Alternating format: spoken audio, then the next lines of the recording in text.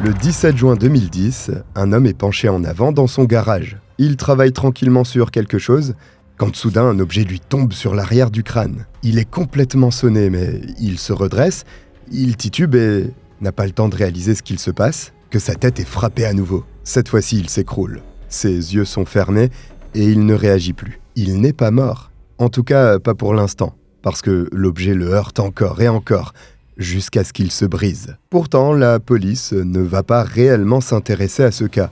Pour elle, il n'y a pas de raison. Mais qui est cette personne ? Qu'est-ce qui l'a frappé ? Et pourquoi personne n'a cherché à comprendre ? C'est exactement ce que je vais vous raconter aujourd'hui.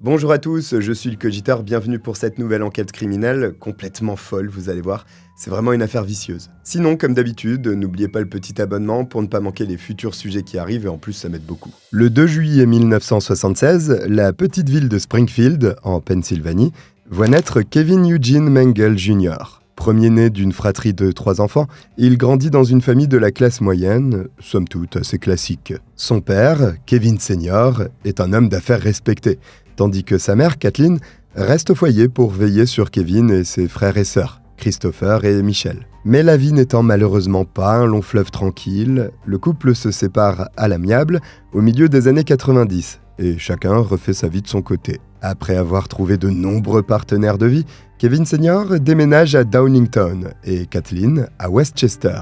De grands bouleversements pour leurs 3 enfants, qui restent malgré tout très proches de leurs parents et tout aussi liés entre eux. En 1995, Kevin obtient son diplôme de fin d'études secondaires au Westchester East High School. C'est un jeune homme résilient, bien que marqué par son enfance, durant laquelle il a régulièrement été ballotté entre le foyer de sa mère et celui de son père. Cette expérience a donné à Kevin un ardent désir de réussir là où ses propres parents ont échoué. Il rêve d'offrir à ses futurs enfants ce dont il a manqué, c'est-à-dire une famille traditionnelle qui ne se brisera jamais. En d'autres termes, il a des aspirations très simples. Il ne cherche pas la richesse et n'est pas spécialement ambitieux.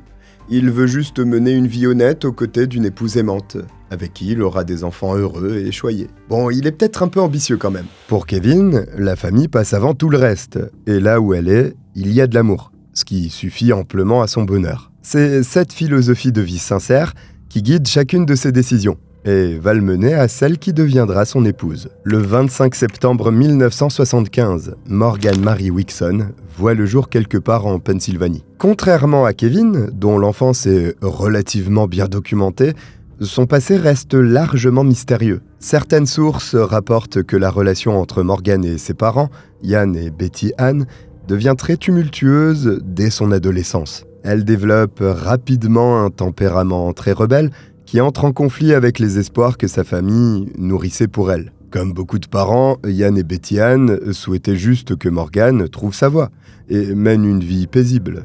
Mais elle persiste à prendre systématiquement la direction opposée. Malgré ces tensions constantes, les Wixon gardent espoir qu'un jour, leur fille reviendra à la raison. C'est la fameuse crise d'adolescence qu'on a tous plus ou moins eue.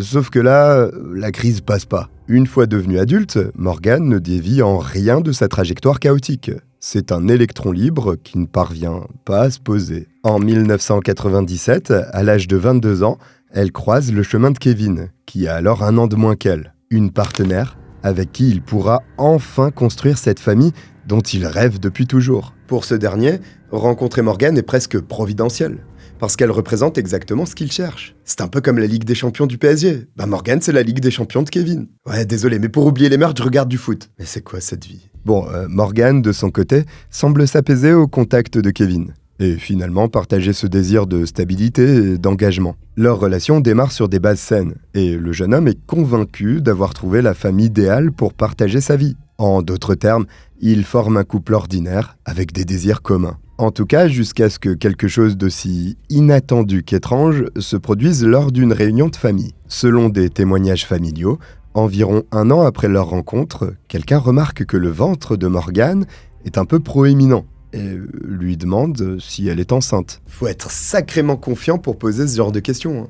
Parce que si en face c'est un bébé KFC, va falloir assumer le moment de solitude. Morgane balaye d'ailleurs immédiatement la question indiscrète d'un revers de main, en expliquant qu'elle est juste ballonnée, et qu'il n'y a rien de plus que ça. Seulement, le ballonnement en question n'en était pas un, vu qu'elle accouche très peu de temps après. Un bébé surprise que le couple ne va pas nommer Kinder, mais Mercedes, puisqu'il s'agit d'une petite fille. Morgane prétend qu'elle ne savait absolument pas qu'elle était enceinte, ce qui laisse toute sa famille complètement perplexe. Pour ceux qui l'ignorent, sachez que, dans les faits, il est tout à fait possible pour une femme d'ignorer qu'elle est enceinte jusqu'au jour même de son accouchement. Ce phénomène s'appelle le déni de grossesse.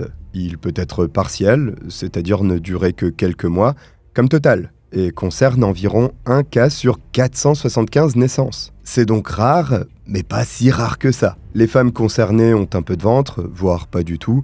Elles n'ont quasiment pas de symptômes de grossesse, ou alors si elles en ont, ils sont interprétés différemment. Certaines continuent même d'avoir leurs règles. En résumé, que ce soit parce qu'elles ignorent vraiment qu'elles sont enceintes, ou parce qu'elles se mentent à elles-mêmes, c'est un phénomène assez méconnu, mais réel. Forcément, quand le déni se prolonge jusqu'à l'accouchement, le choc est immense pour la mère, le père, mais aussi tous les proches. Quant à l'accueil réservé aux bébés surprises, il dépend évidemment de tout un tas de facteurs. En ce qui concerne Morgane, elle n'a pas l'air d'être très enthousiaste.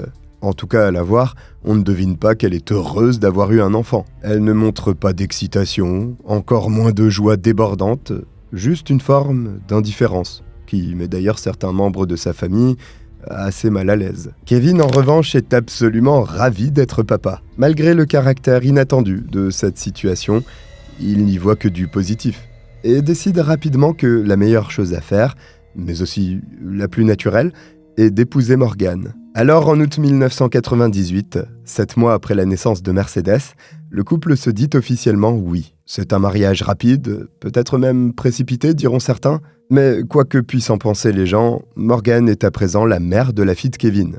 Et il veut qu'elle grandisse dans un foyer uni avec des parents mariés. Il souhaite que Mercedes ait cette structure familiale qu'il considère comme essentielle à la stabilité d'un enfant. Et donc, logiquement, il s'engage formellement à vie envers la femme qu'il aime. Après son mariage avec Morgane, Kevin se lance dans une nouvelle aventure professionnelle. Il fonde sa propre entreprise de paysagisme, et même s'il sait qu'il doit partir de zéro, il est déterminé à travailler avec acharnement pour la famille qu'il est en train de créer. Morgane ne tarde pas à se joindre à lui. Elle assiste Kevin dans toutes les démarches quotidiennes liées à la société, et le couple s'unit pour faire prospérer leur affaire. Au fil des années, la famille Mengel s'agrandit avec la naissance de 2 autres enfants, Kevin Jr. et Billy. L'homme est maintenant père de 3 enfants, dont il est très fier et sa dévotion envers eux est absolue. Elle transparaît dans chaque aspect de sa vie. La preuve la plus touchante de cet amour paternel réside dans le nom qu'il a choisi pour son entreprise après la naissance de son dernier bébé. Il l'a baptisé MKB Landscaping & Co., en utilisant les initiales de ses 3 enfants, Mercedes, Kevin Jr. et Billy. Pour ce père dévoué, cette société n'est pas juste un moyen de gagner de l'argent afin de payer les factures. C'est surtout l'héritage qu'il laissera à sa fille et ses 2 fils. La famille vit dans un appartement modeste du complexe Golf Club Apartment dans le comté de Chester, en Pennsylvanie. Au fil des années, Kevin travaille sans relâche pour mettre sa famille à l'abri du besoin. Il se lève tôt le matin, rentre tard le soir, et tous ses week-ends sont consacrés à ses enfants. En juin 2010, il a 34 ans, est marié avec Morgane depuis presque 12 ans et, de l'extérieur, ils forment une famille sans histoire. Ils ont une entreprise qui fonctionne bien, 3 enfants en bonne santé et leur couple est soudé. Tout paraît aller pour le mieux dans le meilleur des mondes. Sauf que vous regardez une vidéo true crime là, donc vous savez que ça va forcément merder à un moment donné. Il se trouve que l'année précédente, en 2009, quelque chose d'important s'est produit dans la vie de Kevin, parce qu'il s'est réconcilié avec son père. Les 2 hommes étaient brouillés, mais ils sont parvenus à passer au-dessus des tensions accumulées au fil du temps, et leur relation est devenue plus forte que jamais. C'est la raison pour laquelle, à l'approche du week-end de la fête des pères, qui en 2010 a lieu le 20 juin aux États-Unis, Kevin commence à planifier un grand pique-nique familial. Il est particulièrement impatient de passer cette journée en compagnie de son père et ses propres enfants. Il a vu les choses en grand, et normalement, toute la famille sera de la partie. Ce pique-nique s'annonce donc comme un moment de célébration, de retrouvailles, de joie partagée. Mais le jour J, contre toute attente, seuls Kevin et sa famille manquent à l'appel. Sur place, personne ne comprend pourquoi il ne viendrait pas à un événement aussi important qu'il a lui-même planifié. Et ça, c'est pas la seule chose qui pousse ses proches à se questionner. Le jour de la fête des pères, les heures passent et Kevin ne se montre pas. La dernière fois que sa mère, Kathleen, l'a eu au téléphone date de 3 jours en arrière. Et il avait l'air d'aller très bien. Sauf qu'en 3 jours, il s'en passe des trucs. Et en temps normal, il lui passe un bref coup de fil tous les jours. C'est donc avec une inquiétude grandissante qu'elle attend Kevin, en scrutant l'horizon dans l'espoir de le voir arriver. Kevin Senior est quant à lui déçu et confus. Il ne comprend pas pourquoi son fils lui poserait volontairement un lapin, alors qu'il était si impatient de fêter leur récente réconciliation. Quand on sait à quel point la famille est importante pour Kevin, il est logique de penser que même s'il avait eu un empêchement de dernière minute, il aurait eu la courtoisie de prévenir. D'ailleurs, à y réfléchir, Kathleen n'est pas la seule qu'il n'a pas appelée depuis 3 jours. Kevin n'a en réalité contacté personne de vive voix depuis le 17 juin. Et ça aussi, ça paraît anormal. Au moment où il commence à se demander sérieusement si le père de famille n'a pas eu un souci assez grave, les membres de sa famille reçoivent un message de sa part. Kevin leur explique qu'il ne viendra finalement pas avec Morgan et leurs enfants, à cause de circonstances imprévues. Il ne donne aucune explication détaillée concernant les dites circonstances imprévues et ne présente même pas ses excuses pour son absence. Pour tenter d'en savoir plus, ses proches tentent évidemment de le joindre directement sur son téléphone. Mais il ne décroche pas. Seulement, très peu de temps après, ils commencent tous à recevoir des messages en provenance de son téléphone. Des SMS dans lesquels Kevin précise le pourquoi du comment. Il dit qu'il va bien, mais qu'il a besoin d'un peu d'espace. Il raconte qu'il traverse une période difficile à cause du stress provoqué par son travail, et qu'il doit s'éloigner un moment pour se retrouver. En gros, Kevin a besoin de faire une pause, et demande à sa famille de ne pas s'inquiéter. Ils doivent juste lui laisser le temps de régler ses problèmes seul, de son côté. Son épouse, Morgan, envoie également des messages à différents membres de sa famille pour les rassurer le concernant. Elle affirme qu'elle a parlé avec lui et confirme que ce n'est rien de bien grave. Il a simplement besoin qu'on le laisse tranquille pour le moment. Kevin publie aussi un post sur Facebook pour révéler les raisons de son absence à ses amis et connaissances un peu plus éloignés. Seulement Kathleen tique. Parce que pour elle, tout ça ne ressemble en rien à son fils. Elle est très proche de Kevin et le connaît par cœur. Donc elle sait que le vocabulaire utilisé ne correspond pas à celui qu'il emploie pour s'exprimer en temps normal. Son fils n'écrit jamais comme ça. Sans parler du fait qu'il ne formule pas ses pensées de manière impersonnelle, comme c'est le cas dans les messages que tout le monde a reçus ou le fameux post Facebook. Il y a quelque chose de profondément dérangeant dans les mots en eux-mêmes, mais aussi et surtout dans leur existence. Tout simplement parce que Kevin n'envoie jamais de SMS. Ce n'est tout simplement pas son mode de communication. Il est plutôt du genre à appeler systématiquement, parce qu'il préfère communiquer de vive voix. En gros, même si Kevin avait eu besoin de mettre sa vie entre parenthèses pour s'occuper de sa santé mentale, il aurait prévenu tout le monde par téléphone, et à l'avance, pas le jour J, en sachant que ses proches allaient s'inquiéter et l'attendre pour rien. C'est complètement contraire à sa personnalité et aux valeurs familiales profondément ancrées en lui depuis toujours. Déjà inquiète de n'avoir reçu aucun appel de Kevin depuis 3 jours, Kathleen angoisse tellement qu'elle prend une décision immédiate en constatant son absence au pique-nique. Le 20 juin, elle porte officiellement son fils disparu auprès des autorités de West Goshen, en leur expliquant qu'il ne lui a jamais envoyé de message texte de sa vie. Kathleen insiste sur le fait que Kevin n'aurait jamais manqué la fête des pères, et que de base, un silence aussi prolongé de sa part indique qu'il a forcément eu un problème. Dans les jours qui suivent, des officiers de police se rendent chez le couple Mengel, au Golf Club Apartments. Ils veulent voir ce qui se passe par eux-mêmes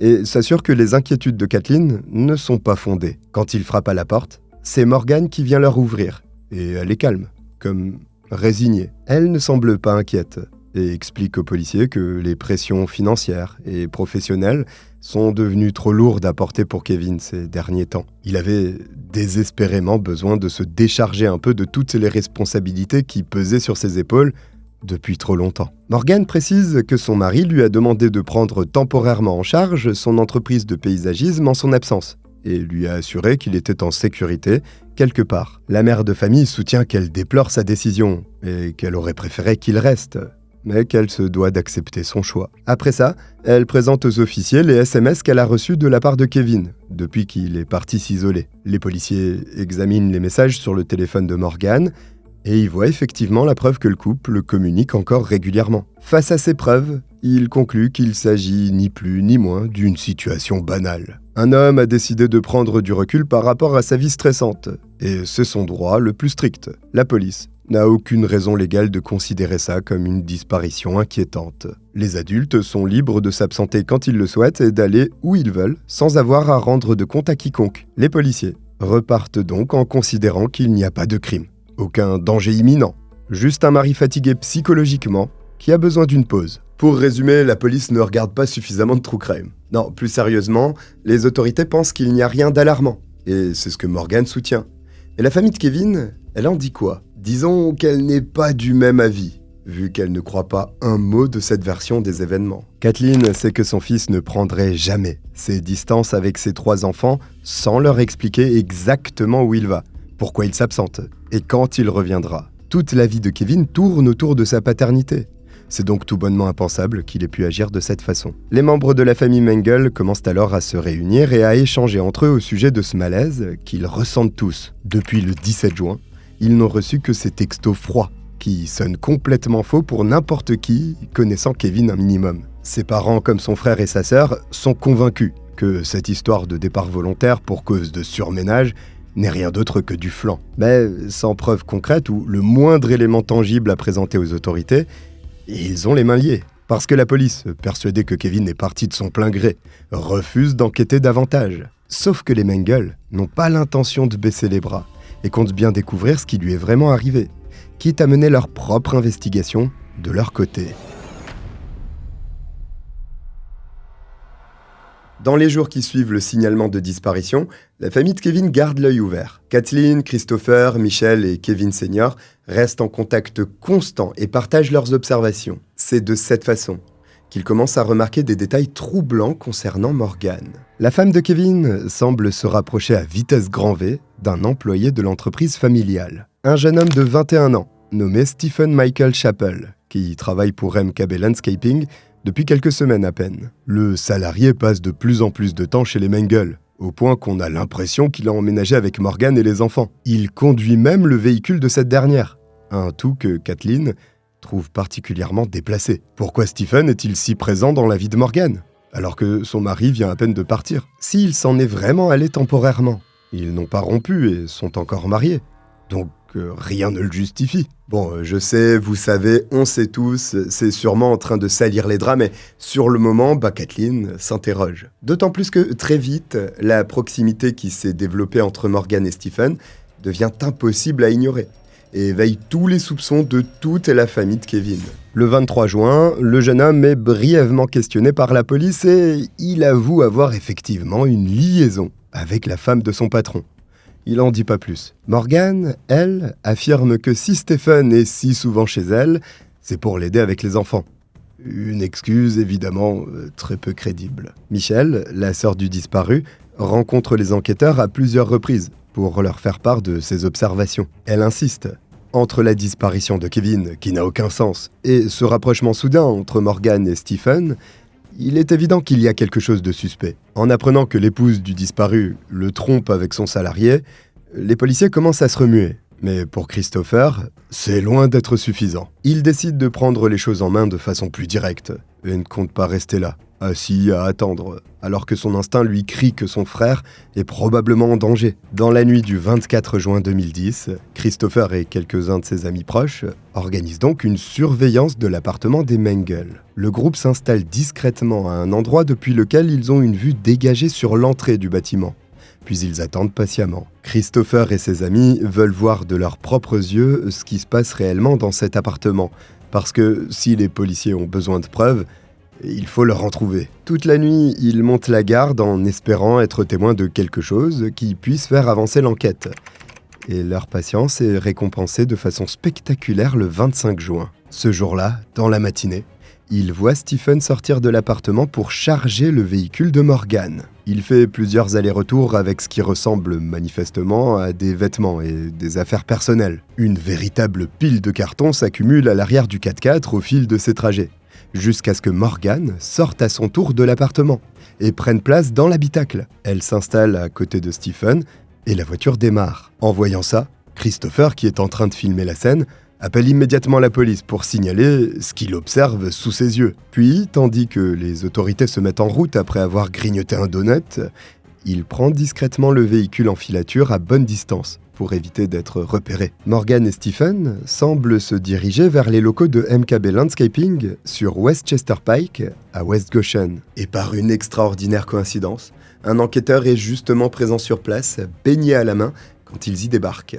En fait, il est venu vérifier si Kevin s'est, oui ou non, présenté à l'entreprise récemment, sans que personne ne le sache. Quelques minutes après l'arrivée de Morgan et Stephen, l'officier commence à interroger l'épouse du disparu au sujet du véhicule, manifestement chargé pour un départ. Il veut comprendre pourquoi elle transporte toutes ses affaires, et où elle compte se rendre comme ça. Mais au moment où l'officier pose ses premières questions, Stephen perd pied et panique complètement. Sans réfléchir une seconde, il saute dans le camion et démarre en trombe, abandonnant Morgan sur place, comme deux rondes frites. Les autorités lancent immédiatement un avis de recherche pour retrouver le jeune homme, parce qu'il est clair qu'il vient de prendre la fuite. Un comportement qui n'a évidemment pas lieu d'être quand on n'a rien à se reprocher. On en apprend des choses sur cette chaîne, dis donc. Morgan, quant à elle, n'a pas d'autre choix que de suivre les officiers qui l'emmènent au poste de police de West Goshen. Il n'est plus question pour elle de s'enfuir ou d'éviter les questions. Stephen l'a laissée en plan, et elle est coincée. Elle est donc installée dans une salle d'interrogatoire austère du poste de police. Face à elle, des enquêteurs expérimentés qui savent exactement comment lui soutirer la vérité. L'interrogatoire s'étale sur plusieurs heures. Dans cette pièce étouffante, les policiers utilisent toutes les techniques à leur disposition pour faire craquer Morgan en la soumettant à une pression constante. Et ils ont un atout majeur dans leur manche: la technologie moderne. Grâce aux outils d'investigation numérique, ils ont réussi à récupérer des centaines de messages textes qu'elle avait effacés. Et on peut comprendre pourquoi quand on voit leur contenu. Ces SMS échangés entre Morgan et Stephen dans les jours précédents et suivant la disparition de Kevin ont déjà révélé aux officiers tout ce qu'ils voulaient savoir. En réalité, ce qu'ils cherchent à obtenir, c'est surtout une confirmation verbale de tout ça. Morgan est alors soudainement confrontée à tout ce qu'elle espérait avoir réussi à cacher. Des preuves étalées devant elle, une par une. Message après message. La vérité émerge et laisse peu de place au doute quant à ce qui est réellement arrivé à Kevin. Le matin même de son prétendu départ, les textos que se sont envoyés Morgan et Stephen parlent de Snapple, une boisson, de pelle, ou encore de moment parfait. Alors comment on peut avoir un moment parfait avec du thé glacé et une pelle? Répondez pas. Ces échanges démontrent qu'ils se sont coordonnés et se sont probablement même rendus complices de quelque chose de très sordide. Après des heures d'interrogatoire épuisantes, Morgan finit par passer à table et répond de manière très directe aux officiers. Oui, Kevin est mort, mais elle ne l'a pas tué. C'est Stephen qui s'en est chargé, en frappant son mari à l'arrière de la tête avec une pelle. Ces quelques phrases change absolument tout. Elle prouve que, comme le pensait sa famille, Kevin n'est jamais parti volontairement et qu'il a en réalité été tué par Stephen, l'un de ses employés. Cerise sur le gâteau, Morgan, la mère de ses enfants, le savait depuis le début. Elle a menti à la police, aux proches de Kevin, et a envoyé ses faux messages depuis le téléphone de son mari pour gagner du temps, en attendant de pouvoir s'enfuir. Une fois lancée, Morgan révèle absolument tout aux enquêteurs, y compris l'emplacement du corps de la victime. Elle leur explique que Stephen a enterré Kevin quelque part derrière le lycée Marple Newton, dans le comté de Delaware. Il y a apparemment là-bas une zone fortement boisée et difficile d'accès, parfaite pour cacher un corps. Pour les habitués de la chaîne, je vous apprends rien là. Les 3 officiers chargés de l'enquête se rendent immédiatement sur place et, le 26 juin 2010, soit 9 jours après le dernier signe de vie donné par Kevin, il le retrouve enfin, ou plutôt, ce qu'il reste de lui. Le père de famille repose dans une tombe peu profonde, cachée par une dense végétation, exactement à l'endroit désigné par Morgan. Il n'y a donc plus le moindre doute à avoir quant à son implication dans l'affaire.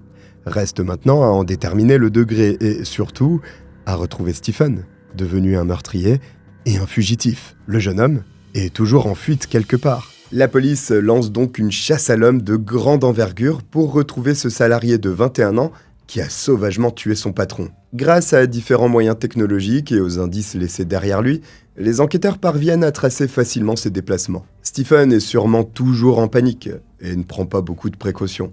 Un manque de prudence qui aide fortement les forces de l'ordre, faut bien l'avouer. Dans sa tentative désespérée d'échapper aux autorités, il est parti vers l'ouest et semble déjà avoir atteint le Colorado. La cavale éclair de Stephen prend fin à Denver, le jour même de la découverte du corps de Kevin, le 26 juin 2010. L'unité des fugitifs du département de police de la ville a été informée par ses homologues de West Goshen et n'a pas tardé à localiser le suspect. Il se trouve dans une zone à l'ouest du centre-ville de Denver quand les policiers l'appréhendent sans incident majeur. Stephen est ensuite placé en détention dans l'attente de son extradition vers la Pennsylvanie et dans la foulée, il avoue avoir commis le meurtre de Kevin Mengel. Des aveux qui corroborent ce que Morgan a déjà révélé aux enquêteurs durant son interrogatoire. Tous deux sont formellement inculpés de meurtre. Les charges sont lourdes et les preuves accablantes s'accumulent contre eux. Dans cette affaire, la détermination de la famille Mengel a fait toute la différence. Sans Kathleen, qui a refusé d'accepter la version officielle, ou Christopher, qui a organisé cette surveillance cruciale,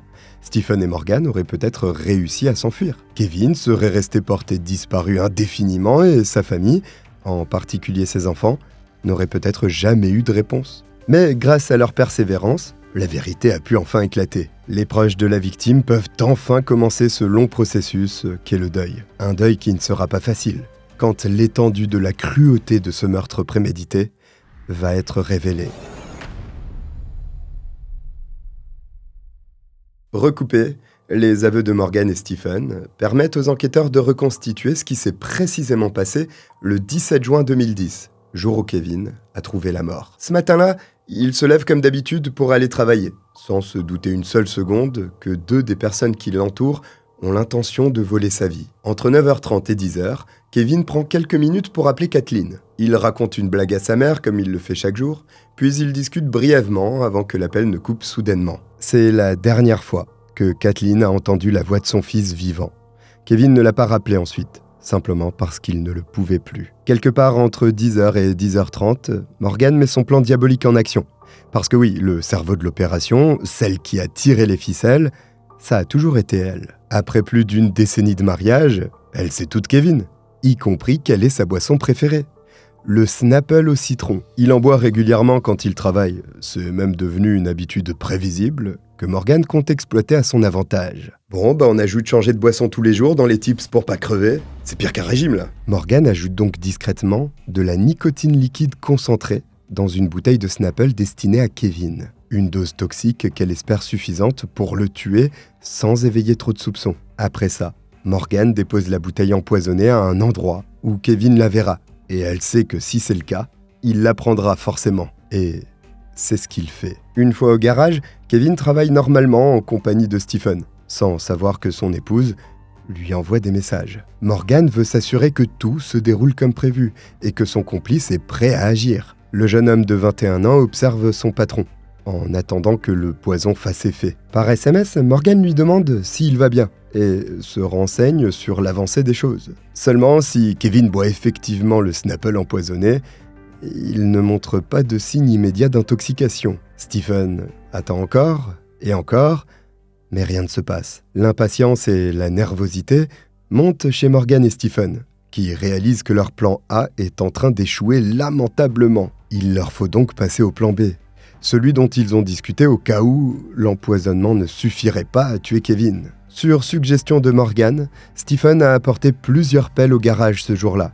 Et au cours de la matinée, après 10h30, Kevin se penche pour travailler sur quelque chose. C'est exactement le moment que son employé attendait depuis le début de la journée. Kevin est dans une position vulnérable, penché en avant et inconscient du danger mortel qui le guette. Stephen s'approche alors silencieusement de lui par derrière en tenant fermement une pelle dans ses mains. Et c'est sans dire un mot qu'il frappe violemment Kevin à l'arrière de la tête avec l'outil. Le coup lui a été porté avec une grande force, si bien qu'il fait chanceler le père de famille immédiatement. Mais son employé ne s'arrête pas là. Il continue de le frapper avec un acharnement féroce et le frappe même tellement qu'il finit par casser sa pelle. Bien décidé à terminer le boulot, Stephen attrape donc sans attendre une deuxième pelle pour pouvoir continuer son massacre. Il frappe Kevin encore et encore, rouant inlassablement son corps de coups violents jusqu'à ce que la deuxième pelle se brise à son tour. Stephen en saisit donc une troisième pour achever sa victime, qui a subi une attaque d'une sauvagerie sans nom et une agonie atroce, probablement longue de plusieurs minutes. Kevin s'effondre finalement sur le sol de son propre garage, dans une mare de sang grandissante. Il ne bouge plus et ne respire plus. Ça y est, c'est terminé. Aussitôt après l'avoir constaté, Stephen envoie un message à Morgan. Il lui dit que c'est fait et qu'elle doit venir sur place tout de suite. Au début, elle semble ne pas le croire et demande si c'est vrai, si Kevin est réellement mort. Ce à quoi son amant répond qu'il est on ne peut plus sérieux. Morgan se rend alors au garage pour vérifier. Et quand elle arrive sur les lieux du crime, elle trouve Stephen assis par terre, visiblement sous le choc. Il faut dire que jusque-là, il n'avait aucun historique de violence et semble progressivement réaliser ce qu'il vient de faire. Morgan, elle, ne montre aucune émotion particulière face au corps de son mari, qu'elle contourne même nonchalamment pour aller aider Stephen à se reprendre. La désormais veuve s'affaire ensuite autour du cadavre de Kevin pour nettoyer rapidement la scène, essuyer le sang ci et là et rassembler les morceaux de pelle cassés. Elle se serait même permise de plaisanter sur le fait qu'après tout ça, elle pourrait devenir porte-parole pour Snapple. Ensuite, le couple enveloppe le corps ensanglanté de Kevin dans une bâche, avant de le cacher dans une baie de garage inutilisée de l'entreprise MKB Landscaping. C'est là qu'il va rester pendant plusieurs jours, le temps pour eux de mettre en œuvre leur plan de dissimulation. Et pendant que Kevin se décompose lentement dans le garage de la société qu'il a lui-même fondée, Stephen emménage tranquillement chez lui. Comme quoi, il s'est vite remis de son état de choc quand il a été question de faire la Zumba avec la femme de sa victime. Stephen dort dans le lit de Kevin, vit dans son appartement avec ses enfants. En gros, il a tranquillement pris sa place. Morgan, de son côté, commence à envoyer des messages depuis le téléphone de son époux, pour faire croire qu'il est toujours vivant.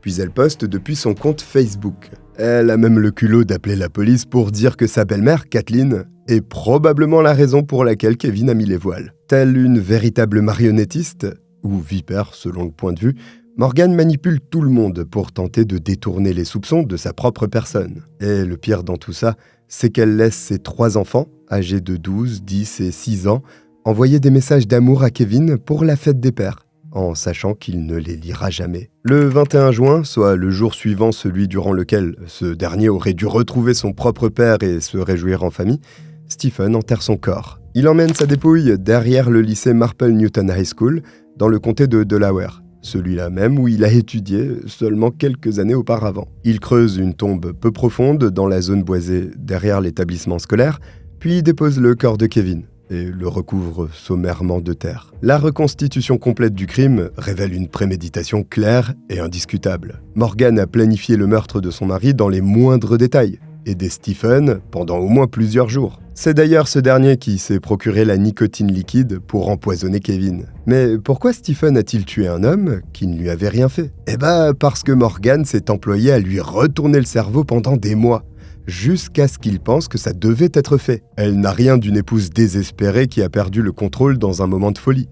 C'est une meurtrière froide qui a manipulé un jeune homme pour qu'il tue Kevin à sa place. Les enquêteurs savent qu'ils ont affaire à quelqu'un de particulièrement calculateur et dangereux. Quelqu'un capable de dormir tranquillement à côté de ses enfants, pendant que le corps de leur père pourrit dans un garage. Quelqu'un capable de faire semblant de rien devant la police, alors qu'elle sait très bien que son mari ne rentrera jamais chez eux. La question qui demeure à présent, c'est pourquoi ? Morgan avait tout pour être heureuse.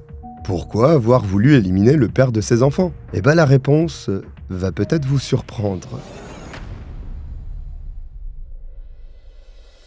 Une fois Morgan et Stephen derrière les barreaux, les enquêteurs commencent à creuser pour comprendre le mobile qui se cache derrière ce crime. Pourquoi cette femme a-t-elle orchestré le meurtre du père de ses 3 enfants ? Les interrogatoires, les témoignages et les preuves vont révéler des choses plus glaçantes encore que le meurtre en lui-même. Ce crime est en réalité l'aboutissement d'un désir mûri pendant des années et d'une manipulation calculée au millimètre près. Quand les enquêteurs interrogent Morgan après son arrestation, elle finit par leur expliquer ses motivations. Il s'avère que, peu après son mariage avec Kevin, leur relation a commencé à battre de l'aile. Morgan a quitté le domicile conjugal au moins 3 fois pour retourner chez sa mère, et le couple s'est plusieurs fois disputé la garde de leurs enfants au tribunal. Mais à chaque fois, les choses sont rentrées dans l'ordre, si on peut dire ça comme ça. Le divorce a également été évoqué sérieusement 2 fois, dont une demande déposée en 2004. Mais elle a été retirée et le couple s'est réconcilié. Morgan n'en pouvait plus de son mariage avec Kevin et voulait que ça se termine une bonne fois pour toutes. Seulement voilà, elle ne voulait absolument pas divorcer. Et la raison de ce refus est purement égoïste. Elle craignait qu'un divorce ne lui fasse perdre la garde de ses 3 enfants au profit de Kevin et Kathleen. Son mari était un père exemplaire, dévoué et aimant. Quant à Kathleen, c'est une grand-mère présente et investie, qui soutenait Kevin dans tout ce qu'il faisait. Morgan en était sûr. Devant un juge, il aurait probablement obtenu la garde principale, sinon exclusive, de leurs enfants. Elle se serait retrouvée seule et fauchée, parce que l'entreprise de paysagisme familial appartenait aussi à Kevin. Une société dont Morgan gérait d'ailleurs la comptabilité, en plus de superviser les équipes. En d'autres termes, elle était convaincue qu'elle pouvait la gérer seule. Pour elle, la perspective de perdre quoi que ce soit était inacceptable. Donc elle voulait sortir de ce mariage, mais en gardant tout. Les enfants, l'argent du couple et même l'entreprise fondée par son mari. Autrement dit, Morgan voulait le beurre, l'argent du beurre et le cul de la crémière. Quelque chose qui est généralement difficile à obtenir, à moins d'employer les grands moyens. La seule solution possible pour que Morgan obtienne exactement ce qu'elle désirait, c'était que Kevin disparaisse pour de bon. Elle n'attendait qu'une chose, que son mari s'évapore, qu'il cesse d'exister. Pas qu'il parte ailleurs recommencer sa vie, non, il fallait qu'il meure. Morgan avait d'ailleurs doucement commencé à le droguer à son insu, comme si elle s'entraînait pour le jour J. Au printemps 2008, soit 2 ans avant le meurtre, un ami du couple et sa compagne avaient trouvé Kevin inconscient dans son fauteuil préféré. Questionnée à ce sujet, Morgan avait avoué avoir mis des somnifères dans son Snapple, parce qu'elle ne voulait pas avoir à le supporter ce soir-là. Et elle a dit ça de façon tout à fait détachée. Vous ne serez donc peut-être pas surpris d'apprendre qu'avant de passer à l'acte, Morgan avait également pensé à une autre méthode. Steve Randazzo peut en témoigner. L'homme a travaillé pour l'entreprise des Mengele au printemps 2010, juste avant le meurtre. C'est un ami du lycée de Stephen. C'est d'ailleurs comme ça que ce dernier a décroché son job. Steve raconte avoir été témoin de nombreuses disputes violentes entre Kevin et Morgan sur les chantiers. Des engueulades de plus en plus fréquentes et intenses au fil des semaines. Un jour, Steve s'est retrouvé dans le camion avec Morgan et Stephen pour aller sur un chantier. Les trois ont commencé à discuter argent et se plaignaient de travailler dur tout en restant fauchés. C'est alors que Morgan, en colère contre son mari, a lâché une bombe qui a glacé Steve jusqu'aux os. Elle a raconté avoir essayé d'engager un tueur à gages quelques années auparavant pour faire tuer Kevin. Mais Morgan a vite précisé que le prix était trop élevé pour elle, entre 10 et 12 000 $. C'est ce qui lui a fait abandonner cette option. Morgan a encore une fois dit ça d'une manière complètement neutre, comme si elle parlait d'une chose normale de la vie quotidienne. Alors, juste, comment ils font pour tous trouver des tueurs à gages ? Parce qu'il y a plein d'histoires où il y a des gens qui disent qu'ils voulaient en engager mais que c'était trop cher. Comme s'il y avait des magasins de tueurs à gages. Bon, quoi qu'il en soit, sur le coup, Steve était sous le choc. Mais il n'a pas vraiment pris cette déclaration au sérieux. Il a pensé que Morgan avait dit n'importe quoi, juste parce qu'elle était frustrée et en colère. Il l'imaginait pas capable de passer à l'acte.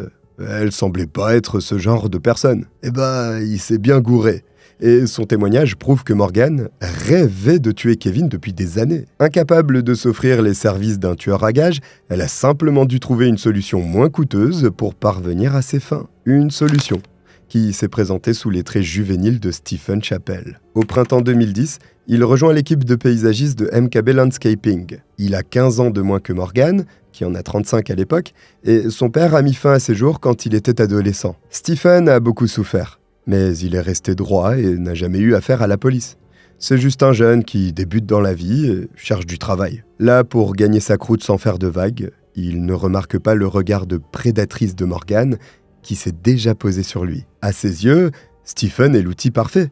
Un jeune homme manipulable et influençable qu'elle peut façonner à sa guise. Dans ce but, Morgan commence donc à le séduire en douceur. Elle vient lui parler pendant les pauses, s'intéresse à sa vie et lui accorde une attention qu'il ne reçoit de personne d'autre. Stephen n'a pas de famille stable, ni de soutien solide. Il est isolé et encore psychologiquement fragile à cause de son passé. Donc quand Morgan lui fait croire qu'il est spécial à ses yeux et qu'il partage quelque chose d'unique, il tombe dans le panneau. En manque d'affection et de reconnaissance, il ne peut résister aux avances de Morgan, qui n'a alors plus qu'à le cueillir. C'est à la fin du mois de mai en 2010 qu'ils entament véritablement une liaison. Pour Stephen, c'est une histoire d'amour passionné avec une femme expérimentée qui le désire intensément. Pour Morgan, c'est simplement l'élément qui va lui permettre de transformer son plan sordide en acte concret. Elle a enfin trouvé son arme. Maintenant, il faut juste la charger et la pointer dans la bonne direction. Les autorités comprennent rapidement que Morgan a choisi et manipulé Stephen avec du sexe et des promesses. Et on peut dire qu'elle a mis le paquet. Pendant les semaines qui suivent leur début de liaison, elle lui fait croire qu'elle est malheureuse dans son mariage et prisonnière d'un homme qui ne la comprend pas. Elle dépeint Kevin comme un obstacle à leur bonheur. la seule chose qui les empêche vraiment d'être ensemble. Morgan ne lui demande jamais directement de tuer son mari.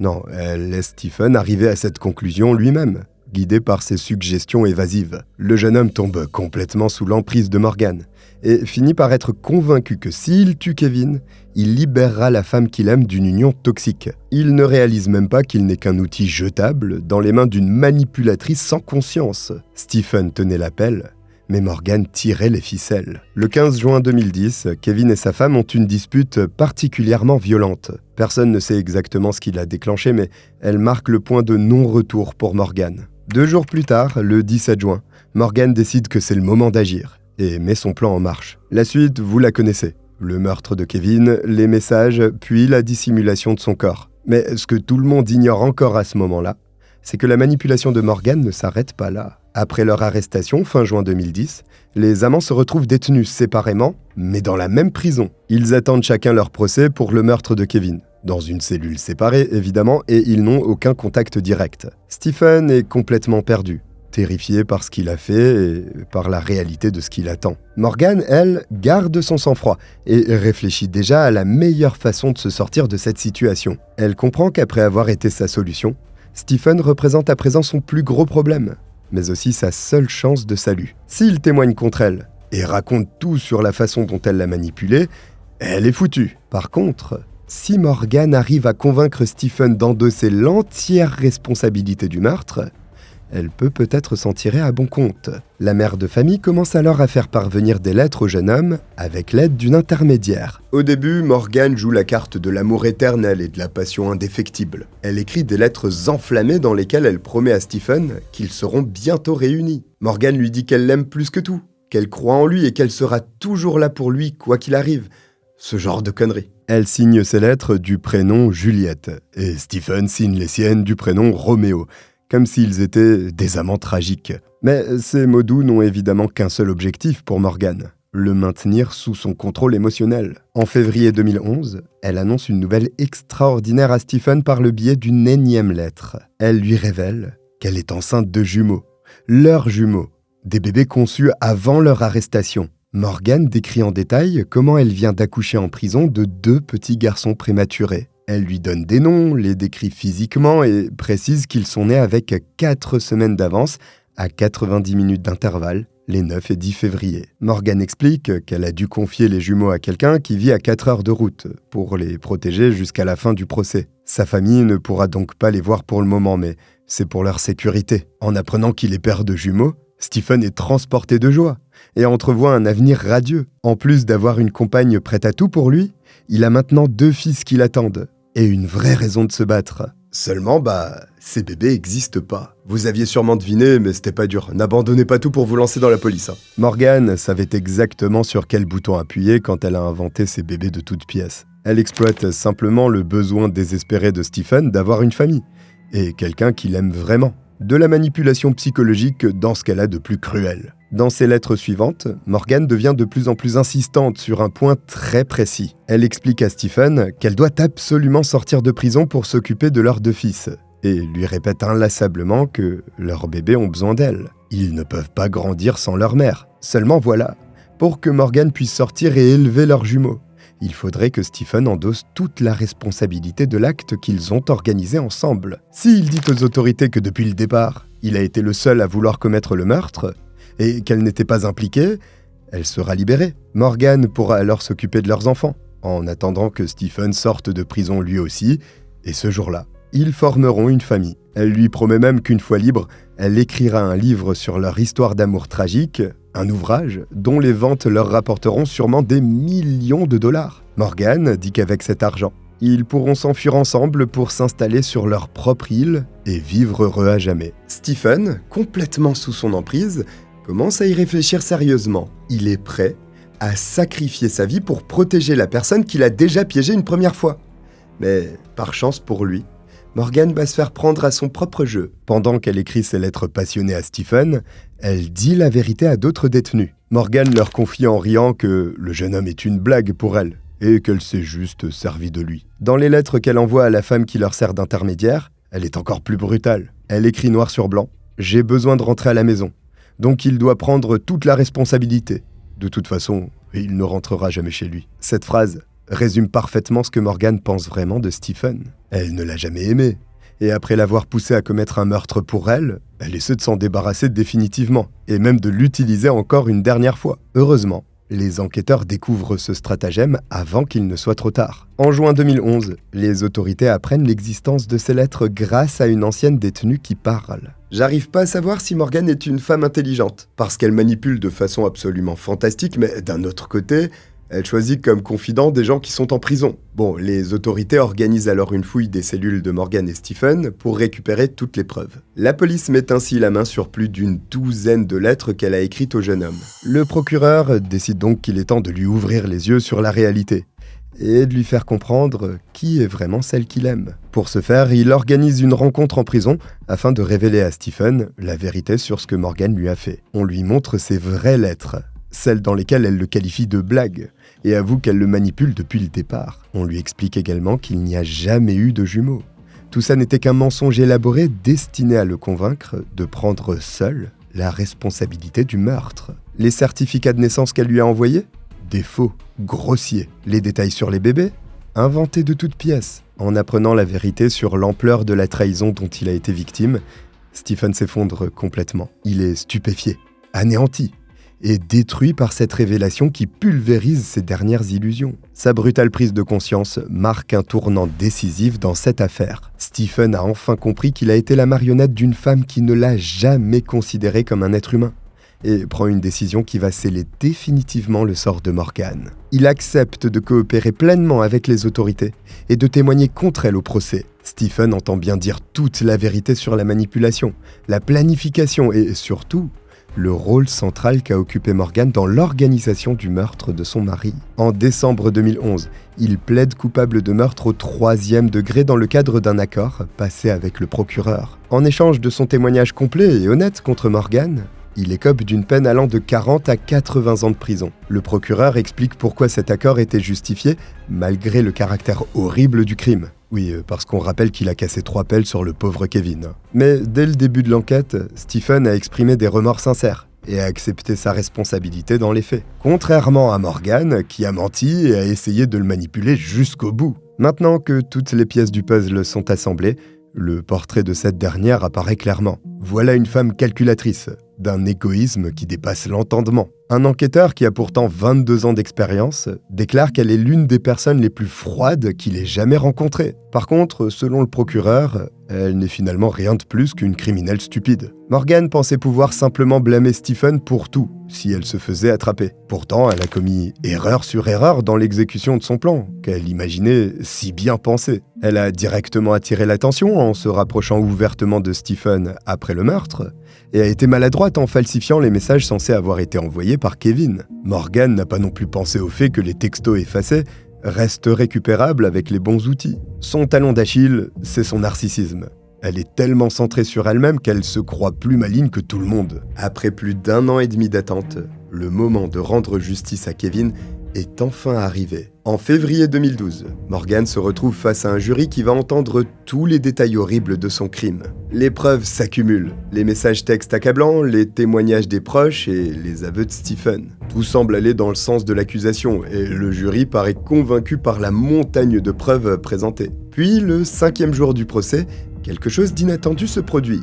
Un officier de police témoigne à la barre concernant son enquête menée juste après la disparition de Kevin. Il raconte qu'il a rencontré sa famille dans un restaurant Applebee's pour recueillir des informations et qu'à ce moment-là, le père de Morgan, Ian Wixon, était présent aussi. Il avait l'air très nerveux et a tenu à lui faire une déclaration perturbante sur sa propre fille. Ian voulait que la police sache que sa fille pouvait être méprisable. La défense bondit immédiatement et demande à ce que cette déclaration soit supprimée du témoignage. L'avocat de Morgan clame avec véhémence que c'est du oui-dire inadmissible. Le juge accepte l'objection et ordonne au jury d'ignorer complètement cette déclaration.